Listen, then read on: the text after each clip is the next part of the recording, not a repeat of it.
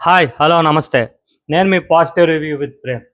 నిన్న big boss day 3లో నిన్న night వచ్చి ఎమాన్యుయల్, బర్నీ గారు, తనూజ, సుమన్ శెట్టి వీళ్ళందరూ కూర్చొని మనం మాట్లాడుకుంది కామనర్స్కి ఎలా తెలిసిందని టాపిక్ మీద చిన్నగా స్టార్ట్ అవుతుంది ఎపిసోడ్ వచ్చి. ఆ ఎపిసోడ్లో వాళ్ళు మాట్లాడుకుంది ఎవరు చెప్పరండి. ఎందుకంటే లైవ్ చూసిన వాళ్ళకి కానీ మొన్న ఎపిసోడ్లో కూడా నాకు తెలిసి వేశారు. ఎందుకంటే హరీష్ గారు వీళ్ళు మాట్లాడుకుంటున్న టాపిక్ని హరీష్ గారు విని వెళ్ళి ఆ ఓనర్స్ ఎవరైతే కామనర్స్ ఉన్నారో వాళ్ళ దగ్గర చెప్తారు. మనం అందరం అనుకొని 9 మందికి నామినేట్ చేయాలనుకున్నమాట.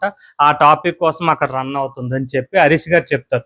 అంతేగాని వాళ్ళలో ఎవరైతే టెనిట్స్ ఉన్నారో, మన సెలబ్రిటీస్ ఉన్నారో వాళ్ళలో ఎవరు కూడా వెళ్ళి అక్కడ వచ్చి వాళ్ళకి ఎవరికైతే చెప్పలేదు. అండ్ ఇంకో విషయం ఏంటంటే మార్నింగ్ వచ్చి అక్కడ ఏ విధమైతే తను వచ్చి సంజనా గారు ఇష్యూ చేశారో ఆ ఇష్యూ కోసం వీళ్ళు ప్రతి ఒక్కరికి కూడా ఎవరైతే సెలబ్రిటీస్ ఉన్నారో, టెనెట్స్ ఉన్నారో వాళ్ళెవ్వరికి ఇంట్లోకి ఎలవలేకుండా అది వచ్చి స్ట్రిక్ట్గా ఉండాలని చెప్పి అది పెడతారు. అప్పుడు వచ్చి ఓన్లీ రాము గారికి, బర్నీ గారికి, తనూజ గారికి యాక్సెస్ ఇస్తాం, రిమైనింగ్ ఏ ఒక్కరికి కూడా యాక్సెస్ లేదు అని చెప్తారు. అండ్ వచ్చి అప్పుడు వచ్చి దీనికి ఈ ఇష్యూ కోసం ప్రియా గారు, శ్రీజ గారు అండ్ వచ్చి మనీష్ గారు గొడవ పడతారు. ఇంకోటి ఏ విషయం అంటే నేను చెప్పాలనుకుంటున్నానంటే మనీష్ గారు ముఖ్యంగా ప్రతి ఇష్యూను కూడా ఆయన చాలా వరకు కోపంగా తీసుకొని, లేదంటే నేనే కరెక్ట్ అనుకొని తీసుకుంటున్నారు, లేకపోతే స్ట్రిక్ట్ రూల్స్ పెడుతున్నాను, ఇది ఖచ్చితంగా ఫాలో అవ్వాలి అని మైండ్ సెట్తోనే అవుతున్నారేమో. ఎందుకంటే ఒకరు చేసింది చెప్తున్నారు కానీ ఆయన చేసింది మాత్రం అక్కడ ఆయనకి ఎవరికి ఎక్స్ప్రెస్ చేయకుండా ఆయన విధంగా ఆయన వెళ్తున్నాడు. ఎందుకంటే మనం ఒక విధంగా ఉండాలనుకున్నప్పుడు ఎవరి ఎక్స్పెక్టేషన్స్ వాళ్ళవి. మనం ఒకళ్ళ గేమ్ ప్లాన్ని చెడగొట్టకూడదు అని మనీష్ గారికి తెలియటం లేదు. ఆయన ఒకళ్ళ మీద రుద్దుతున్నాడు. అండ్ వచ్చి డే 4 వచ్చి తార్ మార్ తక్కర్ మార్, తార్ మార్ తక్కర్ మార్, తక్కర తక్కర తక్కర తక్కర తక్కర్ మార్, బాసులు వచ్చిండే అని సాంగ్తో మన మెగాస్టార్ చిరంజీవి గారి సాంగ్తో డే 4 స్టార్ట్ అవుతుంది. స్టార్టింగ్ మార్నింగ్ 8 చిన్న కామెడీ అవుతుందండి. మన హరీష్ గారు వచ్చి మన ఫ్లోరా గారిది హైలైనర్ పోయిందని ప్రతి ఒక్కరికి అడుగుతారు. ప్రతి ఒక్కరికి అడిగినప్పుడు తను వెళ్ళి కిచెన్ రూమ్లో ఉన్న మన రీతు గారికి అడుగుతారు.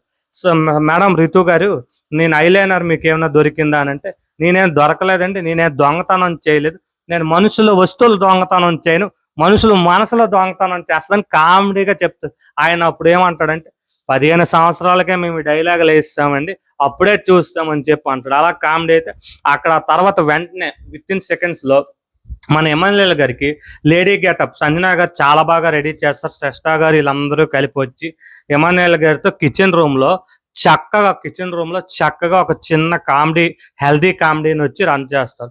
హెల్దీ కామెడీ రన్ చేసిన తర్వాత ఇలాగ అవుతుండగా మనకు సంజనా గారికి బిగ్ బాస్ ఒక అనౌన్స్మెంట్ చేస్తారు.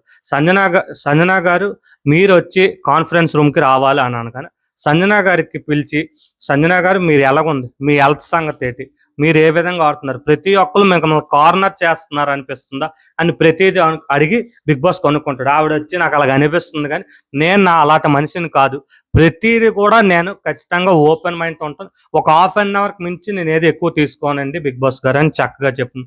తన ఫ్యామిలీ గురించి చదివితే అంత అయిపోతుంది. అక్కడ బిగ్ బాస్ ఒక ప్లస్ ఇస్తాడు, తనకి ఒక ప్రయోజనం ఇస్తాడు. మీకు కెప్టెన్స్ కంటెండర్గా ఎవరినైతే మీరు సెలెక్ట్ చేయాలనుకుంటున్నారో ఆ పవర్ మీకు ఇస్తున్నాను. సంజనా గారు 5 మెంబర్స్లో 3 మెంబర్స్ టెనెట్స్ అండ్ 2 మెంబర్స్ వచ్చి ఓనర్స్ ఉండాలని బిగ్ బాస్ ఒక రూల్ పెడతారు. దానికి తను తెలివిగా హరీష్ గారు ప్రతి ఒక్కరితో చాలా చక్కగా మాట్లాడుతున్నాను, తనతో ఫ్రెండ్షిప్ ఉందని హరీష్ గారిని, కూల్గా ఉంటున్నాడని డెమోన్ పవర్ని, అండ్ తనకి ఓనర్స్ నుంచి కాకుండా ఇప్పుడు టెనెట్స్ నుంచి తనకు ప్రతి ఒక్క విధంగా సపోర్ట్ చేస్తున్న ఎమాన్యుయల్ని, అండ్ తను తెలివిగా ఆలోచించి అందరూ కంటెండర్స్ ఇక్కడ అబ్బాయిలు ఉన్నారు, రిమైనింగ్ ఒక అమ్మాయి ఉండాలని శ్రేష్ఠాన్ని తెలివిగా సెలెక్ట్ చేస్తుంది.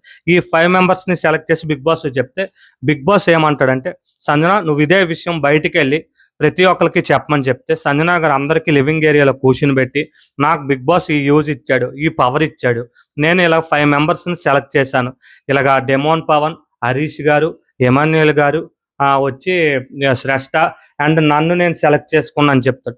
అక్కడ వచ్చి రిమైనింగ్ వచ్చి ప్రతి ఒక్కరు అడుగుతారు, నన్ను ఎందుకు సెలెక్ట్ చేయలేదు, నా పేరు ఎందుకు మీకు అనిపించలేదు అని. మనీష్ వచ్చి మీరు కరెక్ట్ కాదు అని అంటాడు. అక్కడ మనీష్ ప్రతి విషయంలో కూడా ఆయనే కరెక్ట్గా ఫీల్ అయ్యా.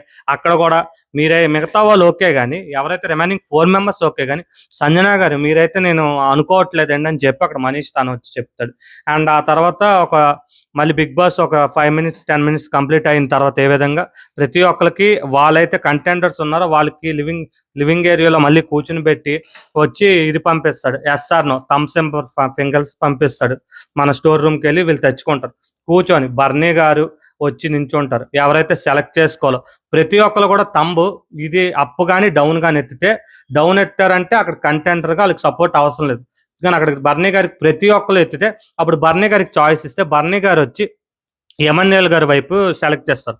అలాగా ఆ తర్వాత వచ్చి మన రాము రాథోడ్ వస్తారు. రాము రాథోడ్కి కూడా తంబు సంజన గారు అండ్ రిమైనింగ్ హరీష్ పవన్ తర్వాత వచ్చి ఎత్తుతారు. అప్పుడు వచ్చి శ్రేష్ఠ తను వచ్చి రాము రాథోడ్ వచ్చి శ్రేష్ఠని సెలెక్ట్ చేసుకుంటాడు.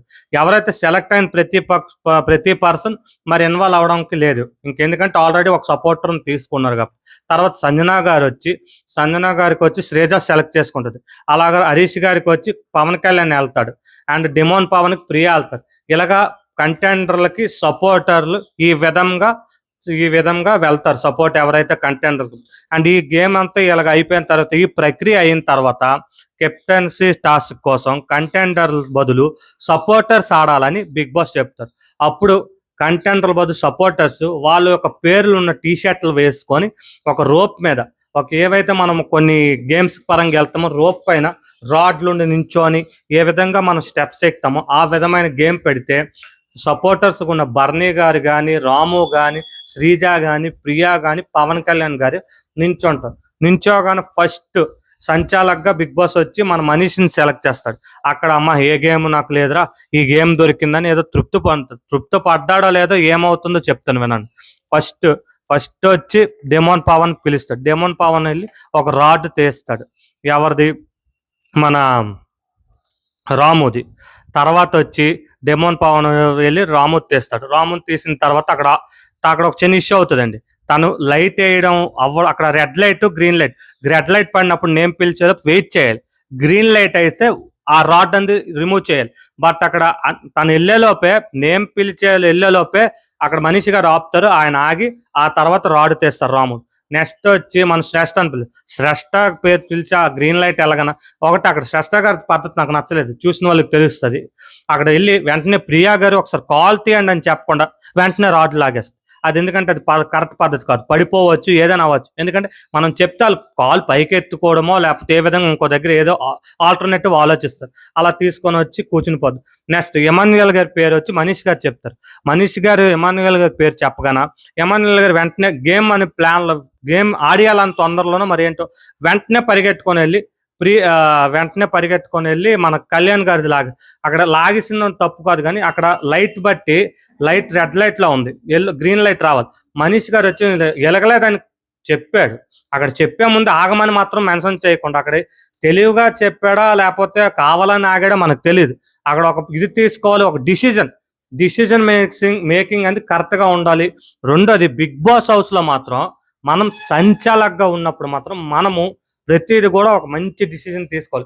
ఎందుకంటే ఎలాగ పడితే అలా ప్రతి ఒక్కరికి ఫేర్ గేమ్ లాగా అనిపించాలి.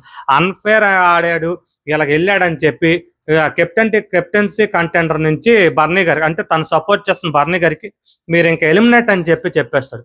అది కరెక్ట్ డిసిజనే కాదని నాకు అనిపిస్తుంది.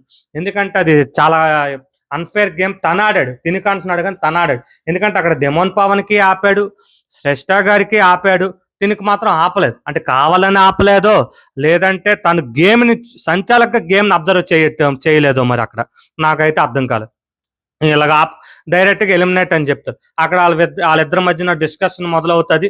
మనీష్ గారు వచ్చి మీకు ఏం తెలుసు, మీకు తెలియదు, మీరు చూడాలి, మీరు అబ్జర్వ్ చేయాలని చెప్తారు. మరి నేను అబ్జర్వ్ చేయాలి, ఇప్పుడు నేను చేయలేదు అని ఎమాన్యుయల్ గారు ఒప్పుకుంటారు. బట్ మనీష్ గారు వచ్చి ఒప్పుకోకుండా నేను చెప్పలేదు అని అంటున్నాను. మరి ఎమాన్యుయల్ గారు మంచి పాయింట్ అడిగారు, మరి రిమైనింగ్ వాళ్ళకి ఎందుకు చెప్పారు, రిమైనింగ్ వాళ్ళకి చెప్పడం నాకెందుకు చెప్పకపోవడం అని కరెక్ట్ పాయింట్ రేస్ చేస్తారు. నిన్న ఎపిసోడ్ వచ్చి అలాగే ఎండ్ అవుతుంది. రిమైనింగ్ ఎపిసోడ్ మీకు అప్డేట్ ఇస్తాను. Please subscribe and support my YouTube channel positive with Prem.